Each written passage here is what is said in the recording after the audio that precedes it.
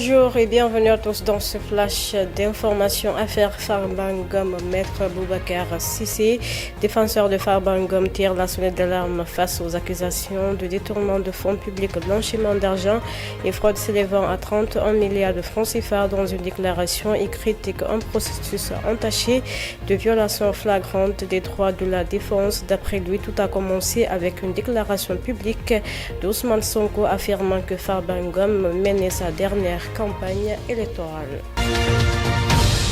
Dans le même sillage, Maître Antoine Mbeng a révélé ce qu'il considère comme une manipulation manifeste de la justice dans le cadre de l'affaire Farba Ngom. Selon ses dires, ce dossier constitue une commande politique amorcée lors de la visite du Premier ministre à Agnam. L'avocat critique une justice à géométrie variable. Alors que le dialogue national approche à grands pas, la coalition John a annoncé dans un communiqué de presse de sa décision de ne pas participer à ce rassemblement convoqué par le président de la République Bassirou Diomaye Faye pour le 28 mai prochain. Cette décision est motivée par un ensemble de constats graves et préoccupants qui mettent en péril les fondements menés de l'état de droit et du respect des libertés démocratiques dans le pays, selon leur coordinateur national Mohamed Moustapha Ndiaye. Du nouveau dans l'affaire d'Amadou Sall, le fils de l'ancien président Macky Sall, cité dans l'affaire des transferts d'argent jugés douteux portant sur 10 milliards de francs CFA. Serine Abdou Karim Baké a été déféré ce mardi à la convocation du pôle judiciaire financier. Le chef religieux a été inculpé puis placé sous mandat de dépôt par le juge d'instruction financier. Un mandat d'arrêt international sera probablement lancé contre Amadou Sall dans les prochains jours.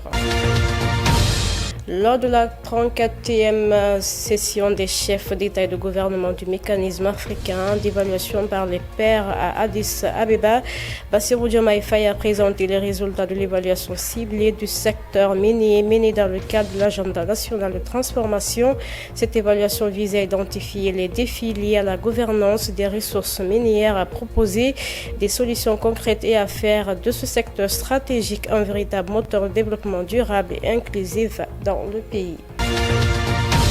L'Africa Geo Forum 2025 a ouvert ses 2 jours de travaux à Abidjan. Le Premier ministre Bahouri a représenté le président de la transition Mamadi Doumbouya. Cette édition met en avant les partenariats publics-privés, la transformation numérique et les stratégies de financement dans le cadre d'un nouveau pacte entre les gouvernants et le secteur privé. À cet effet, le Premier ministre a expliqué l'approche de la Guinée pour créer de la valeur et de la recherche afin de favoriser la création d'emplois.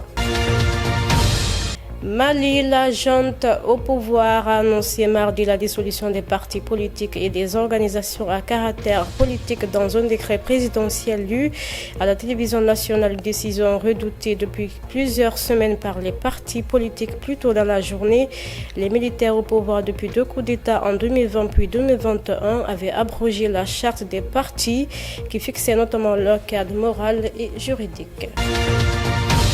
Le président gambien Adama Barrow a convoqué une réunion d'urgence ce mardi pour faire face à la vague de contestation citoyenne liée à la vente des biens de son prédécesseur Yaya Jammeh en exil depuis 2017. Depuis plusieurs jours, des militants de la société civile dénoncent un manque de transparence dans la cession des biens de Jammeh. Face à la colère grandissante, le gouvernement a fini par céder à la pression en publiant une liste détaillée des biens vendus au nom de Yaya Jammeh. Au moins 4 soldats ont été tués mardi lors d'une attaque djihadiste contre une base militaire dans le nord-est du Nigeria. La deuxième attaque meurtrière en 2 jours dans la région. Les assaillants ont emporté des armes, des véhicules militaires et capturé plusieurs soldats. L'armée indienne a annoncé ce mardi qu'un de ses soldats capturés en territoire pakistanais après l'attentat au Cachemire indien lui avait été remis par le Pakistan. Le soldat Purnam Kumar Shaw, membre d'une unité de garde frontière, a été remis dans la matinée à l'Inde au seuil porte-frontière terrestre entre les 2 pays. Ainsi prend fin ce flash d'information. Merci à tous de l'avoir suivi. Prenez soin de vous. À demain.